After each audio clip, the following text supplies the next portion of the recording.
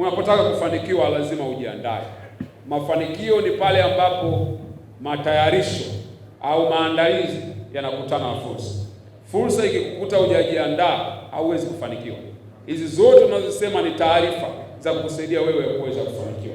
Yako mambo matatu ambayo ningependa niwashauri vijana muwe nayo katika maisha yenu, ambayo ukiwa nayo wakati wote katika maisha mtaweza kufanikiwa. Jambo la kwanza, kijana, lazima uwe na maono. Unataka kwenda wapi? Unataka kuwa nani? Unataka kesho ujulikane kwa jambo lipi? Mtu yote asiyejua anapokwenda hawezi kufanikiwa.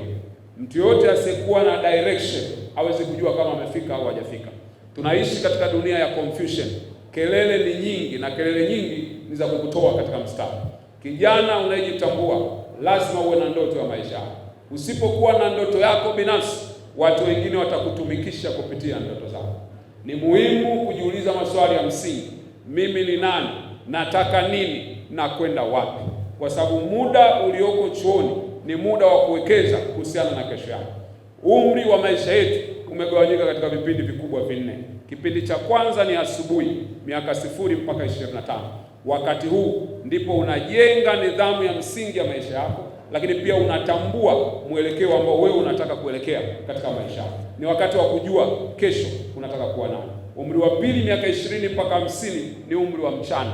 Huu ni umri wa kujijenga kwa ajili ya kesho na kule unakokwenda. Ukichezea umri huu utakuja kuwa mzee wa hasira unayewakasirikia watu bila sababu ya msingi. Ndio wale wazee ambao ukitaka kumpelekea wajukuu watatu ana hasira nao kwa sababu amepoteza umri wake, amepoteza maisha yake. Lakini eneo la tatu, umri wa tatu, kipengele cha tatu, ni umri wa jioni. Jua limeanza kuzama sasa, miaka 51 mpaka miaka 75. Huu ni umri ambao unaacha legacy katika maisha, unaacha alama katika umri huu. Watu tayari wanakujua wewe ni nani, unafanya nini, na unaacha alama katika maisha yako. Na baada hapo unamalizia bonus, umri wa usiku ambao Mwenyezi Mungu atakuwa amekujalia. Sasa watu wengi wanapoteza umri wa msingi wa kuwatengeneza wao ni nani. Naomba niwaambie, kuna mambo ambayo ukishindwa kuyafanya katika umri ulionao sasa hivi, hata kama utataka kuyafanya baadaye, utatumia gharama kubwa au haitawezekana kabisa. Majuto makubwa ya wazee ukikaa nao sio mambo walioyafanya wakakosea, ni mambo waliokuwa na fursa ya kuyafanya lakini hawakuyafanya. Na wewe pia usiingie katika hayo majuto.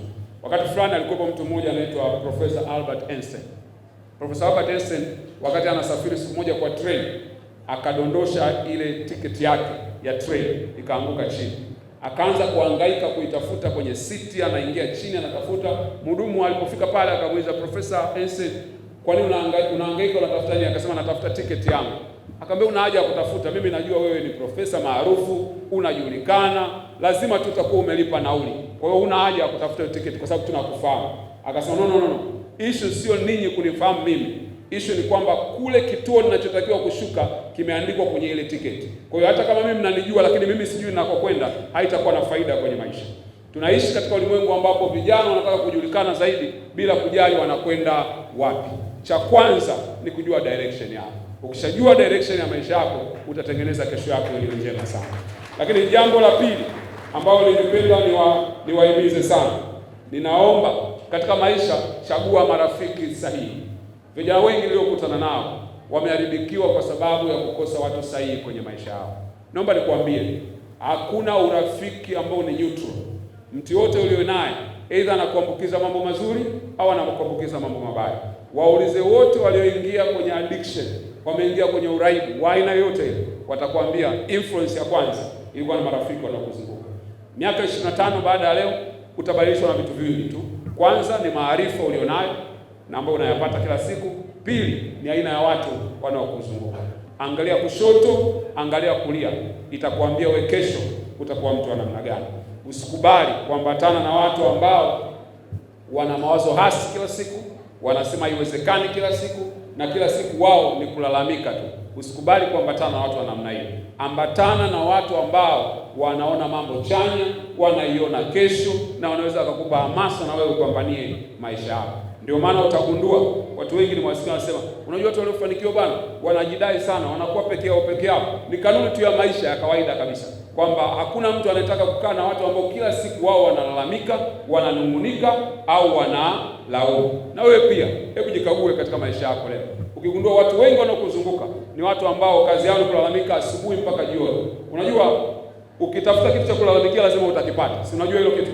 Lazima utakipata. Huwa naambia watu, kuna watu kwa sababu wameshazoea kulalamika, akiamka asubuhi kama mna kitu cha kulalamikia atalalamikia hali ya hewa tu. Kwamba leo jamani, mbona kuko hivi? Hii hali mbaya sana. Hapa kuna jambo baya litatokea. Kwa hiyo inakuwa hivyo siku zote. Sasa na wewe usiingie katika huo mtego, kwa sababu tabia hasi huwa inaambukizwa. Hakikisha umetafuta marafiki wanaokumotivate, wanaokupa hamasa. Ukienda kwenye magrupu ya WhatsApp ulioko ukute hamasa. Ukienda kwenye mitandao unaotembelea ukute hamasa. Vitu vinavyoamsha ari ya wewe kupambana na sio wewe kukata tamaa. Lakini jambo la mwisho, kama kijana, usiseme haiwezekani. Amini katika unachokitaka kwenye maisha yako. Usijiambie hapana kabla hujajaribu. Usiseme haiwezekani kabla hujajaribu. Nimeona watu wengi hata katika makongamano kwenye mitandao unakuta anaandika anasema, unajua hizo fedha ni kwa ajili ya watu fulani tu. Sasa mtu wa namna hiyo maana yake ameshajifungia mlango, badala yake angeweza kuitafuta na kuweza kuipata. Usijiambie haiwezekani kabla hujajaribu. Siku hizi unajua, zamani ilikuwa milango ili ufungue lazima ukaribie ufungue kwa funguo, si ndio? Siku hizi kuna milango inaitwa automatic door ambayo wenyewe ukikaribia tu inafunguka. Ukiwa mbali utaona imefungwa, lakini ukikaribia itafunguka. Nilimpenda kijana mmoja nikiwa pale Shinyanga. Na mimi yupo hapa leo. Nilielekeza awepo hapa leo. Yule kijana tulipotoa nafasi ya kuchangia akasimama. Akasema, mimi nakushukuru, umekuwa mentor wangu, umenisaidia siku nyingi, lakini kuna jambo nimeliona leo halijafanyika na mimi naona naweza nikalifanyika. Mimi ni certified financial educator kutoka BOT, nina cheti na nafundisha masuala ya kifedha. Akasema, nimekufuata ulipokuwa Singida. Yeye ni wa Tanga. Alisafiri kutoka Tanga akaja Singida, akahudhuria kongamano letu. Akasafiri akaja Mwanza, akahudhuria kongamano letu. Mimi sijui kama yupo, lakini akasafiri akaja Shinyanga, akahudhuria kongamano. Ndio akapata nafasi ya kuongea. Nikawaambia kule Shinyanga kwamba lift haikukuti ukiwa njiani nyumbani. Lift inakukuta ukiwa njiani. Nikamwambia kwa sababu wewe ni mtaalamu na hii fursa umeiona, nikamwambia nitasafiri na wewe kwenda Tabora na nitakupa nafasi ya kuzungumza, uelekeze vijana wenzako masuala ya kifedha. Kwa leo amekuja kama mtaalamu hapa na tumemlipa kama mkufunzi aweze kuzungumza na sisi. Maana yangu ni nini? Jitahidi na wewe pia unapoona fursa uweze kuitumia na itaweza kukusaidia.